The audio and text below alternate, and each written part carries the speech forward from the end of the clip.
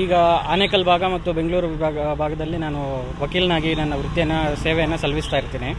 ನಮ್ಮ DYSP ಸಾಹೇಬರು ಏನೀಗ ಗೋಪಾಲ್ ನಾಯಕ್ ಅವರಿದ್ದಾರೆ, ಸರ್ಕಾರದ ಆದೇಶ ಇದ್ದರೂ ಸಹ ಅವರು ತಮ್ಮ ಕಚೇರಿಯನ್ನು ಆನೇಕಲ್ಗೆ ಅಂದರೆ ಹೃದಯ ಭಾಗಕ್ಕೆ ತಾಲೂಕು ಹೆಡ್ ಕ್ವಾರ್ಟರ್ಸ್ಗೆ ಶಿಫ್ಟ್ ಮಾಡ್ಕೊಳ್ದೇಲೆ ಅವರು ತಮ್ಮ ಕಚೇರಿಯನ್ನು ಅತ್ತಿಬೆಲೆ ಭಾಗದಲ್ಲಿ ನಿರ್ವಹಿಸ್ತಾ ಇದ್ದಾರೆ. ನಾವು ಈಗ ಯಾವುದೇ ಒಂದು ರೈತರ ಅಥವಾ ನೊಂದವರ ಕೆಲಸಕ್ಕೆ ಅಂತ ಪೊಲೀಸ್ ಸ್ಟೇಷನ್ಗೆ ಹೋದಾಗ ಇಲ್ಲಿಂದ ಯಾವುದೇ ಒಂದು ಸಕಾರಾತ್ಮಕವಾಗಿರುವಂತಹ ಆದೇಶ ಸಿಗಲಿಲ್ಲ ಅಂತ ಹೇಳಿದಾಗ ನಾವು ನಮ್ಮ ಕಕ್ಷಿದಾರನ ಕರ್ಕೊಂಡು ಹೈಯರ್ ಅಧಿಕಾರಿಗಳಿಗೆ ಅಂದರೆ ಮೇಲಧಿಕಾರಿಗಳ ಮೊರೆ ಹೋಗಬೇಕಾದಂಥ ಸಂದರ್ಭಗಳಿದ್ದಾವೆ. ಅದು ಕಾನೂನಿನ ಪ್ರಕಾರ ಇರುವಂಥ ನಿಯಮ ಕೂಡ ಅದು. ಆದರೆ ನಾವು ಇಲ್ಲಿ ಆಗಿದೆ ಅಂತ ಹೇಳಿದರೆ, ನಾವು ಆನೇಕಲ್ಲಿಂದ ಆಗಲಿ, ಬನ್ನೇರುಘಟ್ಟದಿಂದ ಆಗಲಿ, ಜಿಗಣಿಯಿಂದ ಇಲ್ಲ ಆಗಲಿ, ನಾವು ತಾಲೂಕು ಹೆಡ್ ಕ್ವಾರ್ಟರ್ಸಿಂದ ಅತ್ತಿಬೆಲೆವರೆಗೂ ಹೋಗ್ಬೇಕಂದ್ರೆ ಸಮಯದ ಅಭಾವನೂ ಇರುತ್ತೆ. ಮತ್ತು ನಾವು ಹೋದಾಗ SP ಅವರು ಅಲ್ಲಿ ಸ್ಟೇಷನ್ಗಳಲ್ಲಿ ಅವ್ರ ಕಚೇರಿಗಳಲ್ಲಿ ಸಿಗೋದಿಲ್ಲ, ಸಂಜೆಗಟ್ಟಲೆ ಕಾಯಿಸ್ತಾರೆ.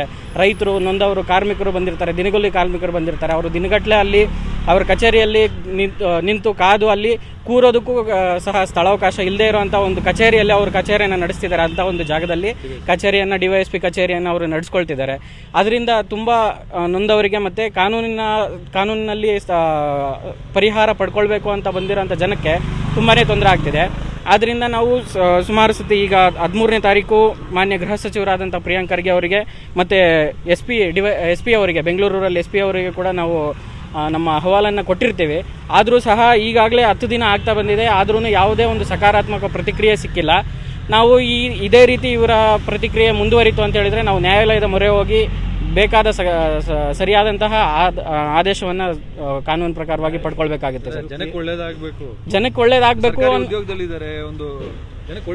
ಅಧಿಕಾರದಲ್ಲಿ ಇರ್ತಕ್ಕಂಥ DYSP ಸಾಹೇಬರು ತಮ್ಮ ಅಧಿಕಾರವನ್ನು ದುರುಪಯೋಗ ಪಡಿಸಿಕೊಂಡು ಕಚೇರಿಯಲ್ಲಿ ಅವರು ಸಮಯಕ್ಕೆ ಸರಿಯಾಗಿ ಕಚೇರಿಯಲ್ಲೂ ಇರೋದಿಲ್ಲ, ಅವರ ಕಚೇರಿಯನ್ನು ಸರಿಯಾದ ಸೂಕ್ತವಾದ ಸ್ಥಳಕ್ಕೆ ಸ್ಥಳಾಂತರನೂ ಮಾಡೋದಿಲ್ಲ. ಆ ಸರ್ಕಾರದ ಆದೇಶಕ್ಕೆ ಅವರ ಯಾವುದೇ ಕಿಮ್ಮತ್ತು ಕೊಡದೇನೆ ಈಗ ಅವರ ಕಚೇರಿಯನ್ನು ಅಲ್ಲಿಂದನೇ ಅತ್ತಿಬೆಲೆಯಿಂದನೇ ನಡೆಸ್ತಿದ್ದಾರೆ.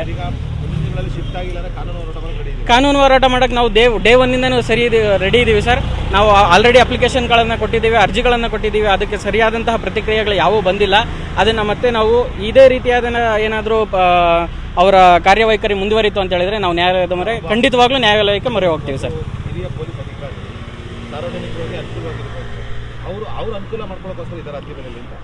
ಈಗ ಅವರ ಕಾರ್ಯವೈಖರಿ ನೋಡ್ತಿದ್ರೆ ಅದೇ ಥರ ಇದೆ ಸರ್. ಅವರು ಪ್ರಜೆಗಳ ಮತ್ತು ಜನಗಳ ಸಹಾಯಕ್ಕಾಗಿ ಅವರು ಸೇವೆ ಮಾಡ್ತಿಲ್ಲ.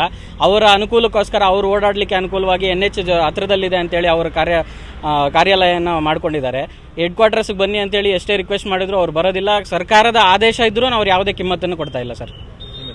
ನನ್ನ ಹೆಸರು ಮಂಜುನಾಥ್ ಸರ್.